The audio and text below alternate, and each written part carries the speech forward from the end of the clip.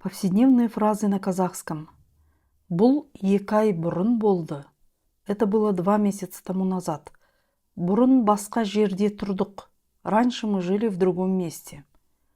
Ол жұмысқа күндіз барады. Он ходит на работу днем.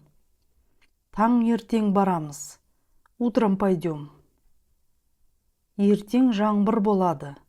Завтра будет дождь. Бүгін мен ерте тұрдым. Сегодня я встал рано. Қазір дайын емеспін.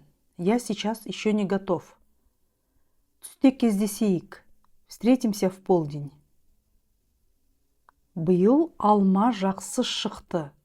Год был щедрым на яблоки. Былтыр болған кездесу. Прошлогодняя встреча. Ертең бе әлде бүрсігүні ме? Завтра или послезавтра?